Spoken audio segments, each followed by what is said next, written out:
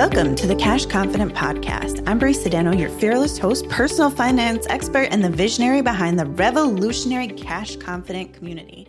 Oh, hello. BRIE here, coming to you on the Cash Confident Podcast today to talk about getting over imposter syndrome.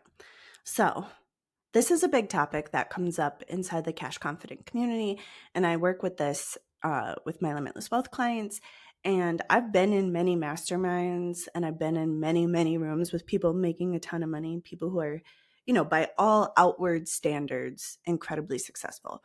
And in all of those rooms, from the Cash Confident community to Limitless Wealth to high-end masterminds, imposter syndrome is something that comes up in all of those rooms, right? It's a pretty common phenomenon that happens, and it mainly happens to women.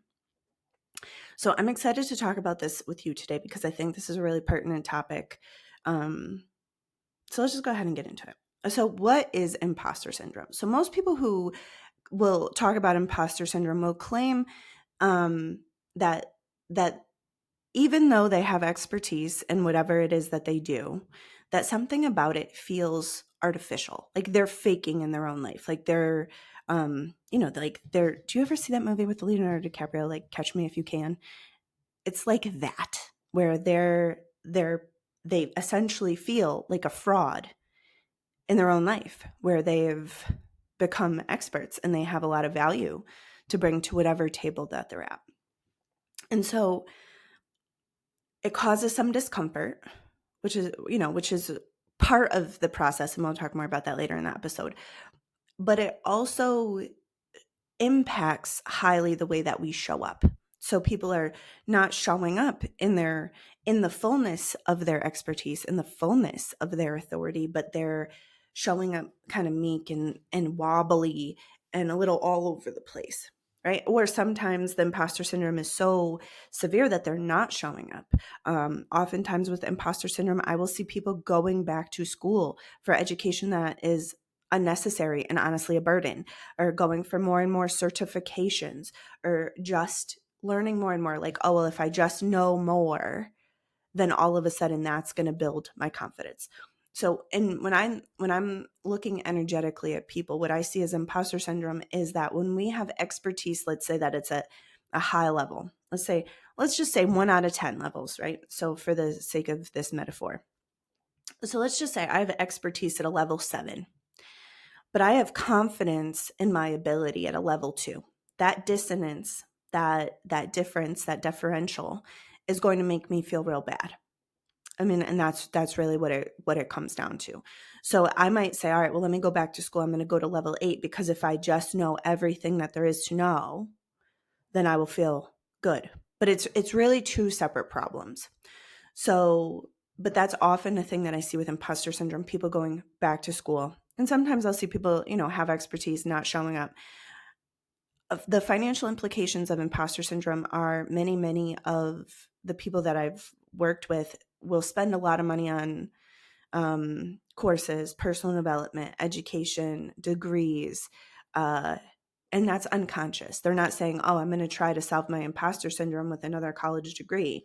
But when I'm working with somebody, I'm like, they already have the credentials required to do whatever it is that they were going to do. And they're back in school for a second master's degree, or they're back in school for a PhD. And listen, I'm not shit talking education. If you want more education, go for it. But oftentimes that people will pursue more knowledge to try to get out of imposter syndrome, and it doesn't work. So I want to talk about some cultural conditioning that we face. So again, this is subconscious. This is implicit. This is the way that just people are. But women are really conditioned to have a critical eye on themselves.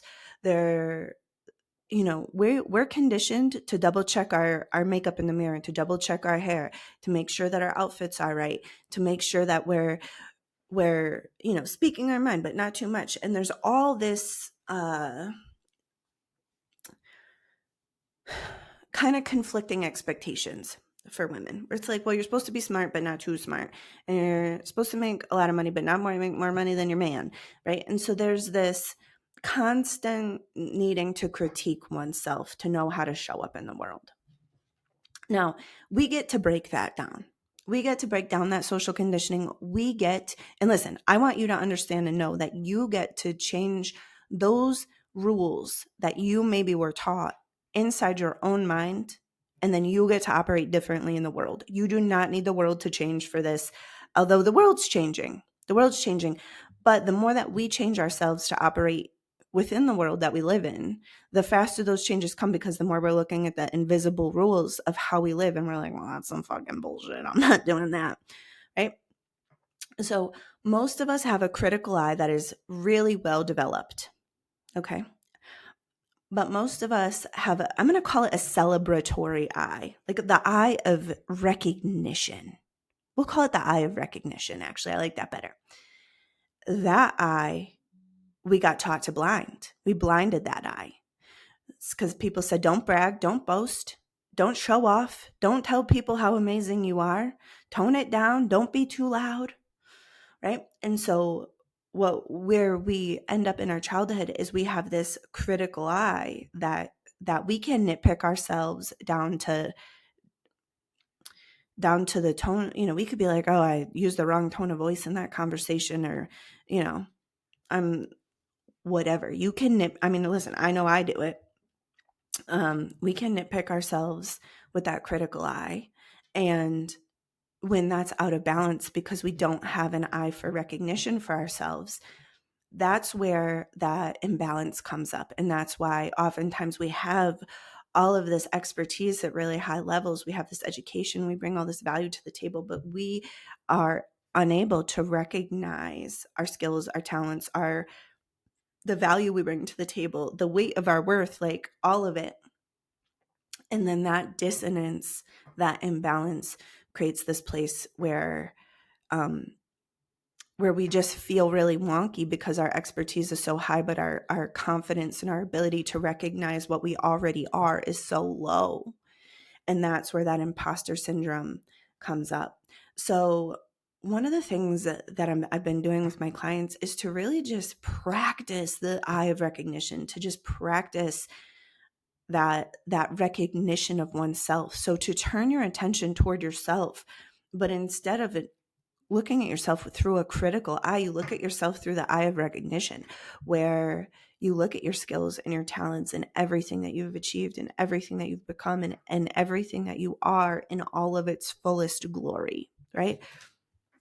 Because when you start to recognize that, the confidence level goes up to start to match the level of whatever expertise you have. And that's really the main thing.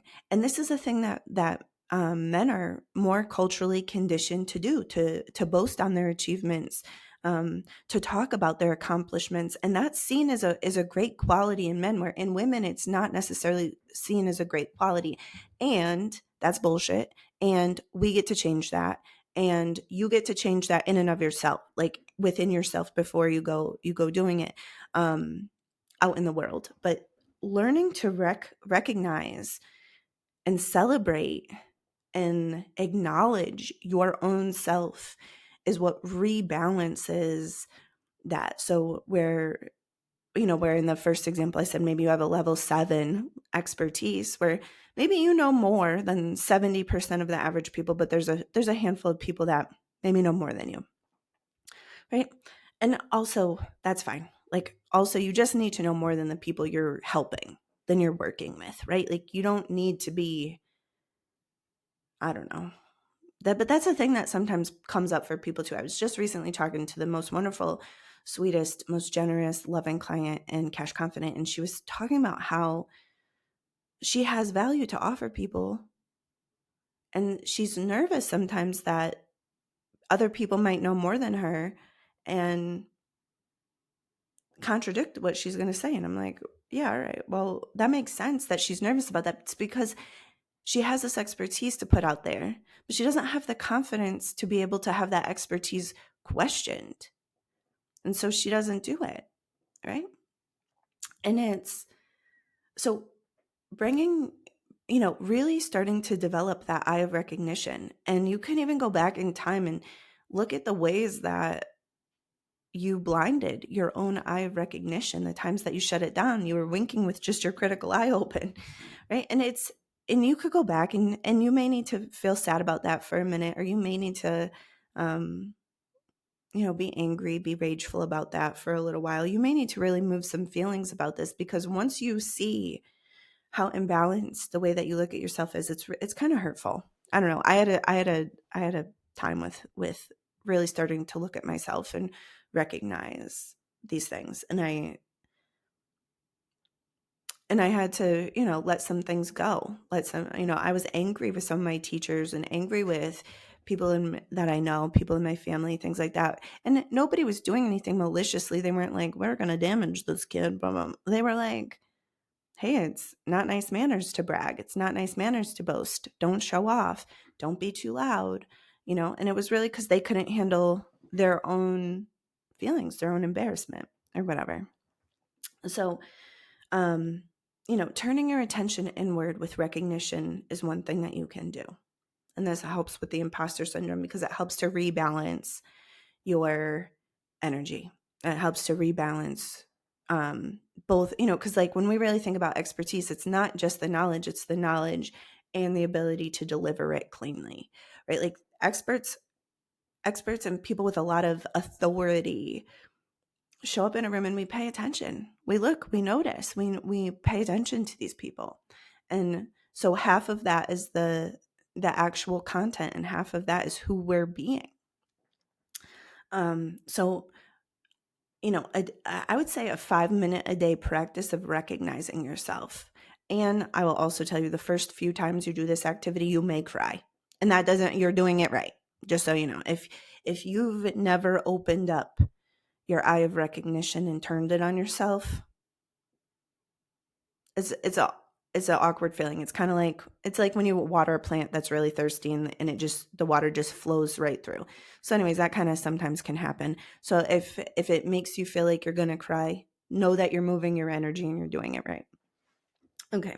The second thing that we can do is then we can turn our eye outward again, and we can get out of ourselves and out of our own mind, out of our ego, and get into service, right? Like, this is a client, again, I was talking to in the Cash Confident community, and she has several coaching certificates, and she works with parents of adopted children on how to work through their kids' special needs, how to work through that adoption process, how to be good parents, like all of these things. And they're high need situations, high stakes situations, right? And so she was telling me that since she doesn't feel so confident, she hasn't been offering her services. And it just so happened that on that call inside of the Cash Confident community, there were two people there that had adopted children. And they were both like, do you know how much I suffered trying to find resources, trying to figure out how to do this, trying to take the best care of my kids, trying to figure out what they need, and there's no resources, and I had to figure this all out on my own. Do you have any idea how much trouble, energy, heartache, reassurance that would have saved me or given me? And they both kind of were like, you know all of this and you're keeping it to yourself. And really what the conversation came down to is it's selfish. It's selfish to withhold your gifts because you don't feel good enough to give them when the world needs whatever it is that you have to offer. And when we get out of our own insecurities and we get out of our own stuff, we can get into service and we can be generous. And that's really just a shift of perspective, because if she's looking at herself and she's like, oh, maybe I'm not good enough to do this, I'm not sure if I'm ready, I'm not sure if I'm good enough, but I don't feel confident, she's gonna be stuck in her bullshit. But if we turn that eye outwards, like, I know how to help these people, I've been through this experience, I am qualified to serve, I'm qualified to give, I am qualified to help, right? Then when we get out of our when we shift our perspective back outwards and we get into service, right? So we can start to look beyond ourselves and look at who needs what I have. That's what do I bring to this table? What do I bring to the team? Like really, really like get out of, just kind of like get over yourself and just show up and serve. That's another thing.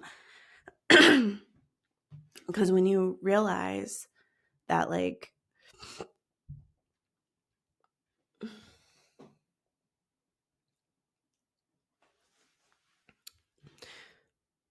when you realize that playing small is really selfish, it helps you to kind of just move through that. So that's another thing. So what we're doing is we're playing with our perception. So in the first example, we talked about turning your eye of recognition on yourself and really recognizing your skills and talents to rebalance that energy. And then we're talking about turning your eye outward. So you're not even looking at yourself and who you need to be. You're just able to help, or you're not able to help, right? And then in your language, a thing that I think would be important is to stop claiming it. Stop claiming imposter syndrome. People put this onto their language like it's an identity, like it's a badge of honor. Like, do you know how many people I talk to and they talk about my imposter syndrome? Now, these are people who are not diagnosed, who've not been to the doctor for this, and they're just describing something, but they're claiming a disorder on themselves. That's not even like actually true. I mean, it's true. The way that they feel is true and their experience is true, but they're claiming a medical or a psychological illness, if you will. I don't know if it's a mental illness exactly, but bear with me. But they're claiming this on their identity. They say, oh, my imposter syndrome is really bad today. My imposter syndrome this. I have imposter syndrome, and they're just owning it and they're claiming it. And I'm like, stop doing that. Stop claiming that. You can feel a dissonance within yourself, but stop claiming it. Stop it. Stop it right now. Because as you claim it, you put it onto your identity and it becomes more and more a part of you and more part of your experience. So what I would suggest doing is shifting your language around this, because language informs the way that you thought and language informs the way that you feel about things. So you could be a little bit more granular with your experience, where you're saying, wow, I'm feeling a little insecure about this. You could even take it to the sensation. When I think about sharing my expertise, I do feel a discomfort. I do feel a tightness in my chest, or I do feel a queasiness in my stomach, or I do feel some tension in my shoulders about that. And that's okay. But when we say, oh, when we turn that little tension in our body into this disorder that then we put on to our identity, we're hobbling ourselves, we're hobbling our success, and we're claiming it, we're owning it, we're putting it onto us. So that's where I would suggest is you start to make a pivot where instead of owning this syndrome, this imposter syndrome, you just start to be like, sometimes sharing makes me uncomfortable. Sometimes telling people what I do makes me feel a tightness in my stomach. And then you can be with that and you can work with that. But it's, when we talk about it in that other way, it's so temporary, because sensations are fleeting. Sensations come and go in a minute. You can have a tightness in your stomach, acknowledge it, it goes away 12 seconds later. But when you have a syndrome, it's on your identity. It's a much more permanent thing. So starting to shift into just the sensation in your body and just acknowledging any discomfort that's there or dissonance that's there for yourself, but not turning it into an illness, not turning it into some career disease, right? And the other thing that I want you to know and I want you to understand about becoming a confident person, about becoming the person who shows up fully and completely in her life and her business and her career, with her family, like all of those things, that discomfort is part of that. Like, discomfort is part of that process. So even if you are uncomfortable out there in your expertise, that doesn't mean anything's wrong with you. That does not mean anything's wrong with you or with what you're doing, or you don't need to be looking at yourself with such a critical eye. You could just be uncomfortable and not make that mean anything. And I really want to say that, because oftentimes when I'm working with clients and I'm coaching them, I think what they're looking to do is be coached to the point where they're comfortable in their greatness. And I'm like, that's not the way that goes. It's not. I wish that I could tell you that with enough mindset work or enough energetics, you could just get all the way comfortable before you do the thing. And I find no evidence of that being true. None. Not from my own clients, not from myself, not from places where I'm a peer, with other very successful people. It's just not true. That I want you to understand that discomfort and being uncomfortable in your body, feeling a tension, feeling fear in your body, feeling a queasiness in your stomach, feeling a tightness in your chest, feeling like your knees are going to give out, feeling your voice shakes is part of the motherfucking process. So don't make those normal milestones of success mean that you're doing it wrong. Like, that's another thing where people are like, I'm uncomfortable, I must be an imposter. And I'm like, no, you're uncomfortable because you're doing big things. You're uncomfortable because you've never done this before. You're uncomfortable because you're moving past your edges, so you're growing and expanding. You're uncomfortable because it's uncomfortable. It's not because anything's wrong with you. But that really comes back to where we started today, which is really around that critical eye. So you can play with this. I'm going to give you just like a little somatic, a little body thing to do. So just give me, let's just say you make your left eye, your eye of recognition, and your right eye, your critical eye, right? And so listen, having a critical eye is important. There are tremendous benefits to having a critical eye. It does help you to look at yourself. It does help you to grow and expand. It does help you to decide to let go. It does contribute to discernment. Having a critical eye is going to help your judgment every single day of the week. So it's important, and I don't want you to try, and where I'm not going with this is you want to blind your critical eye. You don't. You want to have a critical eye, and you want to have that sometimes facing inwards, looking at your own self with a critical eye, and sometimes you want to have that facing outwards to situations. And it's not like critical eye to be critical of other people, but to just be in awareness, just looking at other people with a critical eye. Like, what are they doing? Does this make sense? Right? And then we have the eye of recognition. And so then when we turn our eye of recognition inwards, we're going to see our skills, our talents, our greatness, our glory, our worth, and, our expertise, our sunshine, our good jujus. And when we turn it outwards, we're going to see those things in the world. We're going to see the goodness in the world. And we want both of these eyes to be fully functioning, but most of us have like a really weak eye of recognition, a really strong critical eye. And so it really impacts the balance that we have. So for today, what I want you to do is just play with that. So just play with it. Just cover up your critical eye for a minute and look at the world through your eye of recognition. Now, obviously, this is a metaphorical experience. The world is going to look the same. But then turn your eye of recognition inwards and look at yourself with all of your glory.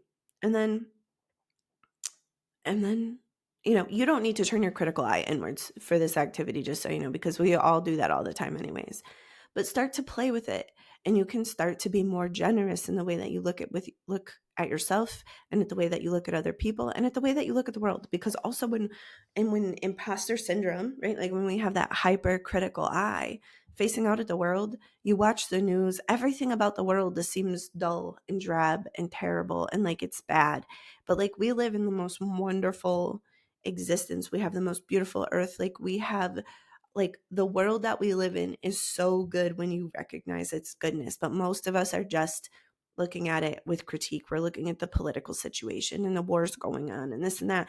And we look through that critical eye. And when you're only looking through your critical eye, you get such an unbalanced view. That sucks. And so that's true for when you're looking at yourself only through your critical eye, when you're only looking at other people through your critical eye, when you're only looking at the world through your critical eye. It just is sad and terrible. So open up both of your eyes. Enjoy the power and the discernment that comes from looking at the world through your critical eye, but enjoy the beauty and the glory of looking at yourself and others and the world through your eye of recognition, and really work on balancing those two lenses out for yourself, so that way you can start to move through the imposter syndrome, but also be a person who can be generous by seeing the best in others, because you're looking at them through that eye of recognition, and be a person who sees the best in the world. All right. So I hope this was helpful. I hope you learned something here. Please feel free to share this with your friends and relatives and neighbors and the internet at large. And please leave a review. And if you're somebody who wants to work on some of these things, go to my website, check out, we have the Cash Confident community, which is a place where women are coming to learn to be cash confident. So we're really learning practical money management, money mindset, money manifestation, money magic. And then we have Limitless Wealth, which is a mastermind for business owners who are already making at least 6 figures in their business and are working toward 7 figures. And this comes up all the time with them. So you can send me an email or book a call on my calendar to talk about Limitless Wealth if that sounds like something that you want to look at. All right, ladies, I love you. I appreciate you. Bye.